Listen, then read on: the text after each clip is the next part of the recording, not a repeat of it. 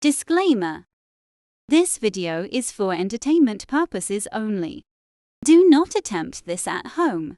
Vitiated how-to will not be responsible because you decided to be a cheap ass and not hire a professional.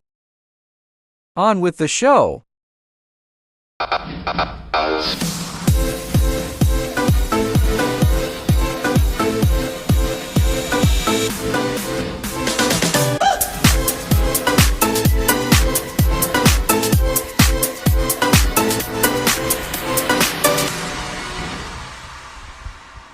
Alright, this is day one with my experiment with, I guess, Idoo Hydroponics, and we'll see what I got. Jay's Peach Ghost Scorpion, really good. AJ Umbus, they are excellent. They're even better than 7-Pot Yellow. Komodo Dragon, which was really hard to get. I got it sent over from England. Some guy sent me a set of them, and they grew really good. And these are the ones that I grew. An Apocalypse Scorpion. All of these pepper plants, the seeds, came from plants I grew 2 years ago. So if you go watch my bucket garden, you see how big these bad boys get. And I don't mean plant, I mean trees. But anyway. Alright, I've been doing quite a bit of research, and from what I can tell, some say you gotta have a heat pad, some say you don't. I'm putting this next to my refrigerator, and right there I took a thermometer and tested it. It gets 80 degrees. So if I push this over to there, and plus there's a vent overhead, and it's cold right now, so, and my house stays at least 74. So between the heat coming out of the refrigerator and my house temperature, we should be alright without a heating pad. Because there's just so many problems, it looks like, with the heating pads. Okay. Next up, this is the solution I got. It was recommended to a few people in the one of the pepper groups that are doing the same thing I'm attempting to do. So there's that. And the sponges I'm using, because the machine was free and they didn't have the sponges, all they had was the little cups that are inside it, so I had to buy this other little kit. The kit came with however many of these, I don't remember, something like 52 or something. That's the actual kit. And then you see all these here. I really didn't need those, but hey, who knows? I might mess around and start cutting buckets and start doing the cracky system or something, who knows? But you never know with me what I'm going to pull off or try to do. So this is day one.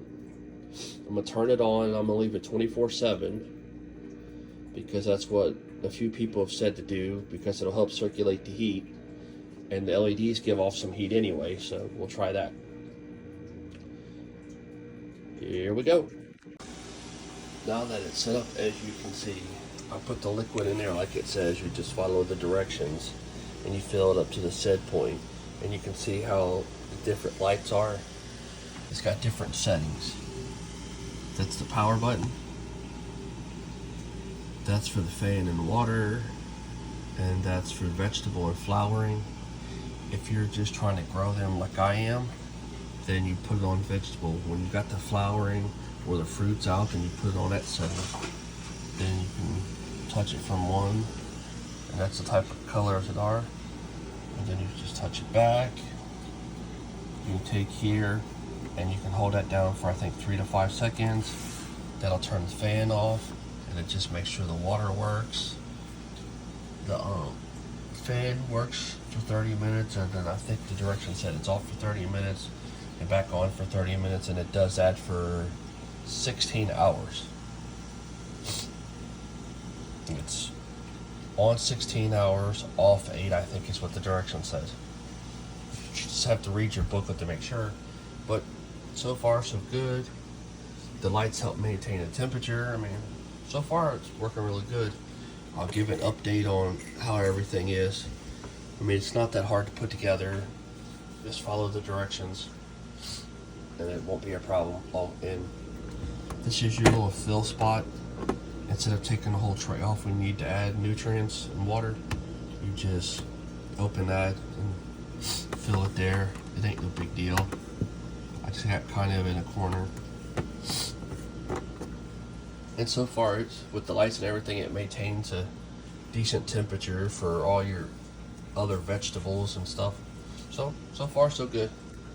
Alright, for all you out there that are growing super hots that want to try this hydroponics ordeal, it doesn't hold a high enough temperature, I don't think, to get it where it needs to be.